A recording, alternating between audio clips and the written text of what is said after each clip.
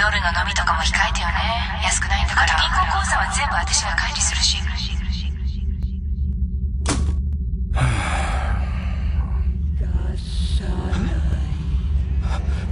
この声、どっかでキャサリン。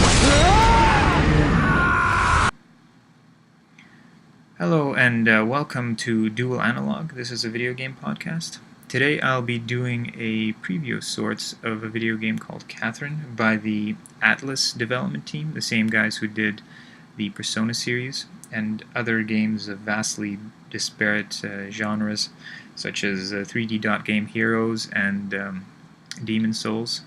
3D Dot Game Heroes being somewhat of a loving tribute to the retro stylings, but yet done in 3D somehow, and the Demon Souls being a super hardcore RPG where they've got extreme penalties for death, and it's rather controversial. Some people really like that, and some people really don't.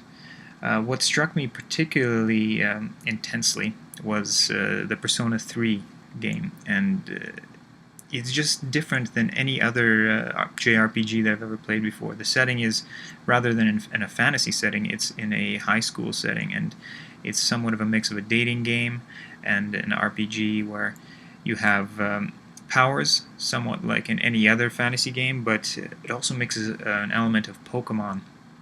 You have this gun called an evoker, and you're supposed to shoot yourself in the head, and your various personalities can be released out of your brain. And it sounds crazy, I know, but it is a lot of fun. I just continued playing that. It just rewards with every little thing. You get a little bit smarter for going to school, you get a little bit braver for doing some karaoke. And I think this development team will do something similar with Catherine, but I really don't know what to expect, because this time it's more of an adult-themed game. It has to do more with relationships and managing relationships, and you play as a character named Vincent. He's a troubled fellow who found himself in a rather sticky situation where he met a girl named Catherine with a C, and he cheated on his old girlfriend, Catherine with a K. And it turns out that Catherine with a C might just be a devil incarnate. After having cheated, he starts having these horrific nightmares where he has horns like a sheep, and he's in his underwear, and he's carrying a pillow, and he's climbing up this tower of blocks. And the blocks are falling out from under him, and he's just continuously climbing until he reaches a door, and that's the end of the level. If you survive, you get to live another day.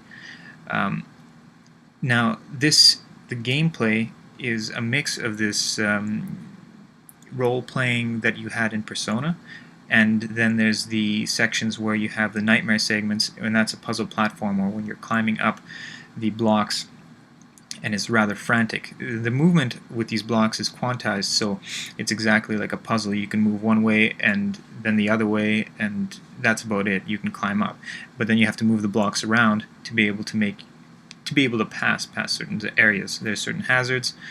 First of all, the blocks are falling out, you have to go fast, and his animation, just the movement, makes everything so frantic. Now, there's other hazards, and they're demonstrated by other characters within the puzzle. Everyone within the nightmare world is a sheep, and everyone sees each other as sheep. You have characters who are climbing up with you, and sometimes you see something happen to them that's just horrific, like they get impaled with a fork by a giant faceless woman ascending the tower after them. And you just have to figure out how to avoid this as quickly as you can before the blocks fall out from under you. Now, that is just one segment of the gameplay. When you go into the regular world, you have to make choices and work the relationships around so that you can continue. And there's multiple paths and multiple endings, so you have to be careful about every move that you make, every decision that you make. Another thing that you should note is that the music is just excellent. It's got this same, I suppose it's the same J-pop aesthetic as the Persona series, but I suppose you have to have a taste for it. I do, since I've been playing the Persona series for a while.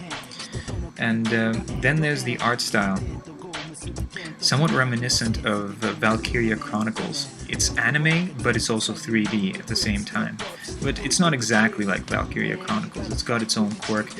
The faces are very exaggerated. They can be distorted and distended, especially to accentuate his fear. When he starts, when he wakes up and when he's screaming, his mouth opens so wide. It's just, and his eyes go in opposite directions. It just gives you this discomfort when you're looking at these faces. It's pretty cool, I think. It's a good idea. But there's not much more I can say about this game. I'm rather excited for it. I think I will... I'm not going to import it because it's in Japanese. This time they don't have the English version with the Japanese CD, so I'm going to have to wait until it's released here. But have a look at these videos and decide for yourself. I think it's worth putting money into, so they'll bring more of these quirky Japanese games to America. This has been Dual Analog. I was talking about Catherine, and I'll have to say goodbye now.